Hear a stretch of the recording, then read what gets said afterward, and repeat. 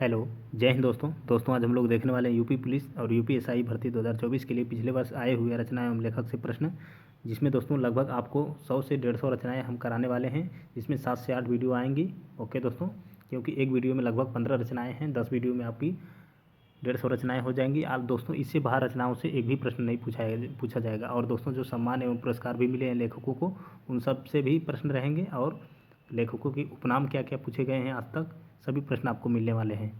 तो आप लोग अगर चैनल पर नए हैं तो चैनल को सब्सक्राइब कर लें दोस्तों, आपको डेली आपको हिंदी की वीडियो मिलती रहेंगी।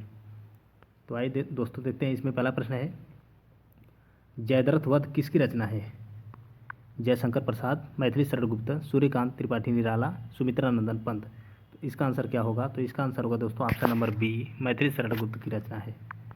अगला है, हल्दी घाटी के रचनाकार निम्नलिखित में से कौन है? हल्दी घाटी के रचनाकार निम्नलिखित में से कौन है?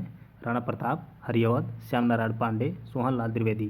तो इसका आंसर होगा दोस्तों option number C, Shyam Narayan Pandey.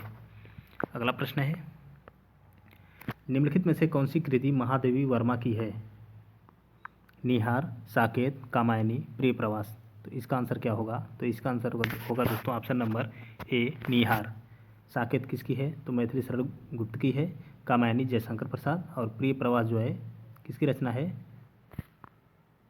Ayodhya Singh Upadhyay हरिअवध की रचना।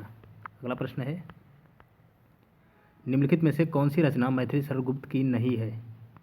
जयद्रथ वध, यशोधरा, नील देवी, साकेत। तो इसका आंसर क्या होगा? तो इसका आंसर होगा दोस्तों option number C, nil Devi.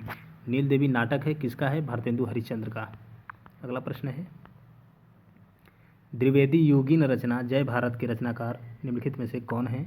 Option number A है Maithili Sharan Gupt, option number B है Mahavir Prasad Dwivedi, option number C है बाल मुकुंद गुप्त, ऑप्शन नंबर डी है श्रीधर पाठक।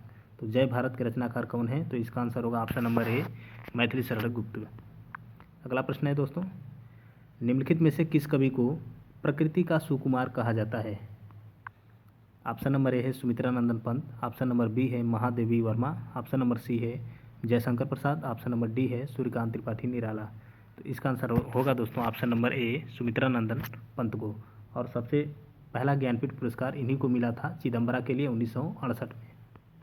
अगला प्रश्न है, और देखिए दोस्तों, प्रेम और सौंदर्य का कवि जयशंकर प्रसाद को कहा जाता है, और आधुनिक मीरा महादेवी वर्मा को कहा जाता है, और छायावाद का सलाका पुरुष सूर्यकांत त्रिपाठी निराला को कहा जाता है। अगला प्रश्न है, महादेवी वर्मा का प्रथम काव्य संकलन कौन सा है? नीरजा, रश्मि, निहार, दीपशिखा। तो इसका आंसर क्या होगा? तो इसका आंसर होगा ऑप्शन नंबर सी, निहार। और इसकी रचना कब हुई? तो 1930 में। अगला प्रश्न है, कामायनी के रचनाकार निम्नलिखित में से कौन है? कामायनी के रचनाकार निम्नलिखित में से कौन है? ऑप्शन नंबर ए है Jaishankar Prasad, option number B है Sumitra Nandan Pant, option number C है Mahadevi Verma, option number D है मैथिली शरण गुप्त। तो कामायनी किसकी रचना है? तो इसका आंसर होगा ऑप्शन नंबर ए, जयशंकर प्रसाद की। अगला प्रश्न है, हिंदी साहित्य के किस कवि को कवियों का कवि कहा गया है? ऑप्शन नंबर ए है Bhawani Prasad Mishra, option number B है Maithili Sharan Gupt, option number C है हरिवंश राय बच्चन को, ऑप्शन नंबर डी है शमशेर बहादुर सिंह को। तो इसका आंसर क्या होगा? तो इसका आंसर होगा option number D, Shamsher Bahadur Singh को कवियों का कवि कहा जाता है।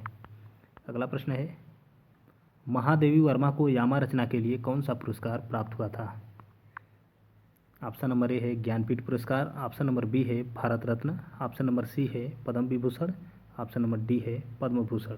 तो महादेवी वर्मा को यामा के लिए कौन सा पुरस्कार मिला था? तो इसका आंसर होगा ऑप्शन नंबर ए, ज्ञानपीठ पुरस्कार। और कब मिला था? तो 1982 में। अगला प्रश्न है, अज्ञे जी को किस कृति पर भारतीय ज्ञानपीठ पुरस्कार से सम्मानित किया गया था? अज्ञे जी को किस कृति पर भारतीय ज्ञानपीठ पुरस्कार से सम्मानित किया गया था?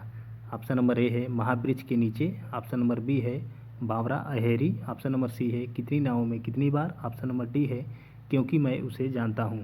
तो इसका आंसर होगा ऑप्शन नंबर सी, कितनी नावों में कितनी बार के लिए। अगला प्रश्न है, निम्नलिखित कवियों में से कौन ज्ञानपीठ पुरस्कार विजेता नहीं है? ऑप्शन नंबर ए है Naresh Mehta, option number B है Kunwar Narayan, option number C है कमलेश्वर, ऑप्शन नंबर डी है रामधारी सिंह दिनकर। इसका आंसर क्या होगा? तो इसका आंसर होगा ऑप्शन नंबर सी, कमलेश्वर को। कमलेश्वर जो है पुरस्कार विजेता, ज्ञानपीठ पुरस्कार विजेता नहीं है। और नरेश मेहता को 1992 में संपूर्ण साहित्य के लिए मिला था, और कुंवर नारायण को वर्ष 2005 में संपूर्ण साहित्य के लिए मिला था ज्ञानपीठ। और रामधारी सिंह दिनकर को उर्वशी के लिए 1972 में ज्ञानपीठ पुरस्कार मिला था। हिंदी का दूसरा ज्ञानपीठ पुरस्कार जो है पाने वाले रामधारी सिंह दिनकर ही हैं। और पहला चिदम्बरा के लिए किसे मिला था? तो सुमित्रा नंदन पंत को मिला था। अगला प्रश्न है, माखनलाल चतुर्वेदी को किस वर्ष साहित्य अकादमी पुरस्कार से सम्मानित किया गया था? माखनलाल चतुर्वेदी को किस वर्ष साहित्य अकादमी पुरस्कार से सम्मानित किया गया था? ऑप्शन नंबर ए है 1950, ऑप्शन नंबर बी है 1955, ऑप्शन नंबर सी है 1961, ऑप्शन नंबर डी है 1945। इसका आंसर होगा दोस्तों ऑप्शन नंबर बी 1955 में। और किस रचना के लिए? तो हिम तरंगिणी के लिए। अगला प्रश्न है,